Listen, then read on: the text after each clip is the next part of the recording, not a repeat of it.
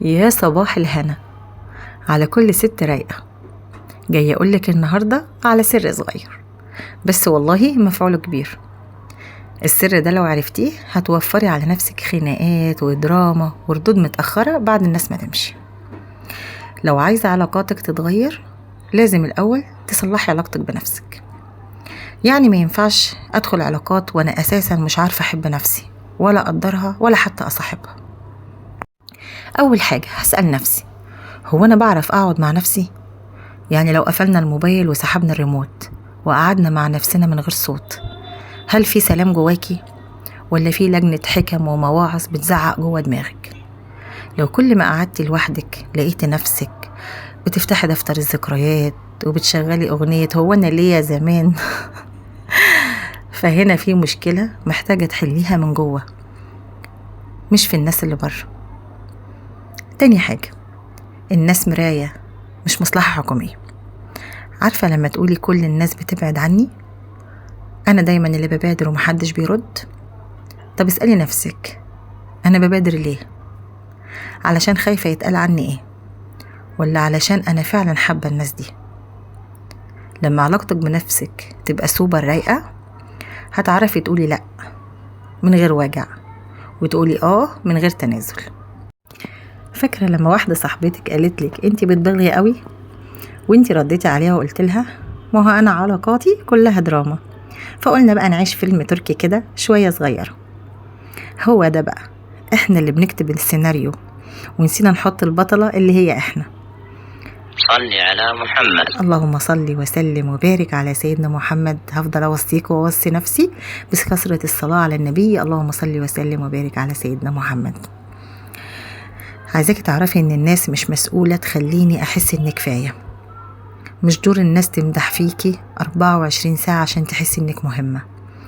يعني جوزك مش لازم يقولك حلوة يا فوزية كل ما تطبخي محشي، ولا قمر يا فوزية برضو كل ما تعملي له كوباية شاي. كفاية انك بتقومي تعملي حاجة وانت بتحبي نفسك فيها. الاحتياج للمدح طول الوقت بيخليكي طول الوقت عطشانة واللي حواليكي بيتعبوا.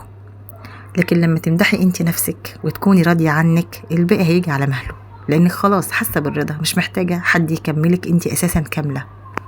طبعا الكمال لله وحده، بس انا اقصد كاملة يعني مكفية نفسك من الاحتياج ان حد يمدحك او حد يثني عليكي. لا، انت جوه نفسك مدحتي نفسك، فمش محتاجة حاجة من بره. انا قمر في نفسي، انا قمر وحلوة وجميلة وعسل وست رايقة، مش محتاجة حد يقول لي انت رايقة ولا انت حلوة ولا انت قمر. العلاقة الصح مش معناها تضحي بروحك. يعني مش كل مرة لازم تكوني الظهر والسند والطبيب النفسي وخدمة العملاء كمان. في علاقات فيها تبادل، وفي علاقات فيها واحدة بتدي والتانية بتاكل لبان. روقان. ابتدي بتوازن كده مع نفسك. اسألي نفسك، العلاقة دي بترفعني ولا بتهدني؟ فيها طاقة ولا بتستنفذني؟ لما تبقي متصالحة مع نفسك هتعرفي تختاري الناس الصح، مش الناس اللي بتملى الفراغ. يعني اكتر حاجة بتضحكني لما واحدة تقول انا طول عمري طيبة وبسيطة ومسكينة وغلبانة، وبعد دقيقة تلاقيها بتقولي بس خلاص انا هبطل ادي واحب واضحي وهشتري قطة واعيش معاها. يا ستي القطة دي لطيفة والله وحلوة وكل حاجة، بس برضو علاقتك بنفسك اولى. لما تهتمي بنفسك تريحيها وتدلعيها هتجذبي ناس على نفس ترددك، ناس تحترمك وتحافظ عليكي وتقدرك وتقدر ظروفك وتلتمس لك الاعذار لو انتي قصرتي. تعالي بقى نقول خلاصة الكلام. خلاصة الكلام يا قلب اختك يا قلب هنا. صلحي نفسك قبل ما تصلحي غيرك. خدي وقتك في فهم ذاتك ونفسك قبل ما تدوري على حب خارجي. العلاقة اللي تستهلك هتجيلك وانتي مش مضغوطة ولا مرهقة، بالعكس اللي بيحبك هيجيلك لحد عندك. والصحبة اللي بتموت فيكي هتفضل موجودة معاكي حتى لو كانت ظروفك صعبة، هتبقي عليكي وهتفضل معاكي ووراكي. وأول حاجة هتعملها إنها تدعيلك دعوة بظهر الغيب، حتى لو مش عارفاكي أو مش عارفة تبقى معاكي. هتبقي معاها في دعوتها، هتبقي معاها في صلاتها، هتبقي معاها في كل حاجة هي بتعملها خلوة مع الله عز وجل، هتدعيلك دعوة بظهر الغيب. ربنا يرزقنا جميعا الزوج الصالح والصحبة الصالحة والأخت الصالحة. هل لنا من شافعين ولا صديق حميم. ربنا يرزقنا جميعا محبة في الله خالصة الوجه الكريم.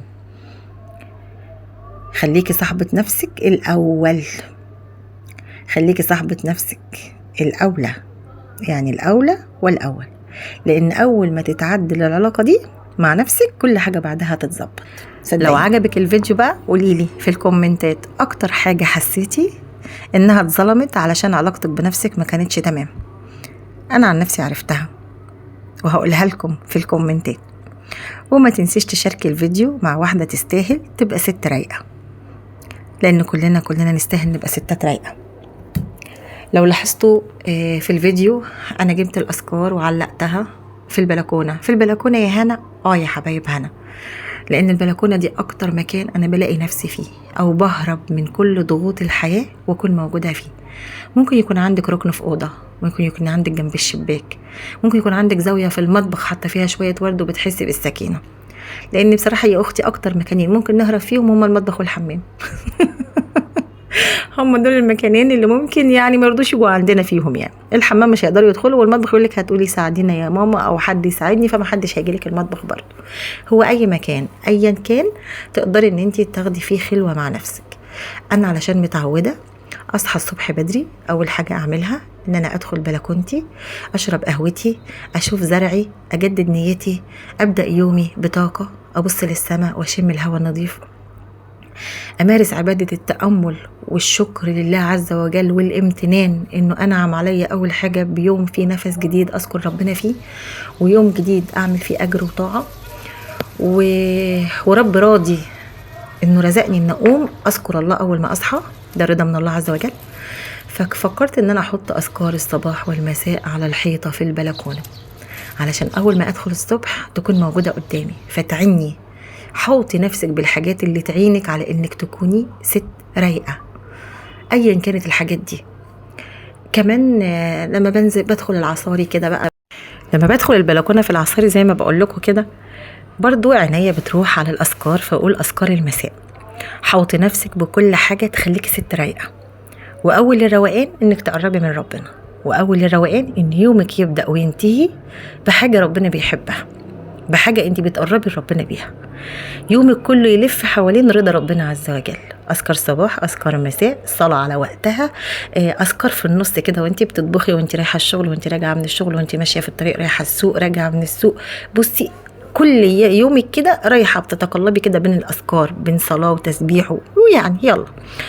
وتأمل بقى، شوفي تأمل، يلا بصي للسماء واحمدي وكبري وهللي، وجواكي كده سكينة. انت ممكن تبصي للسماء من غير ما تتكلمي ولا كلمة، هتلاقي ربنا عز وجل مش كأنه هو أكيد جوه قلبك، شاف اللي جواه من غير ما تنطقي، حس بيه من غير ما تنطقي.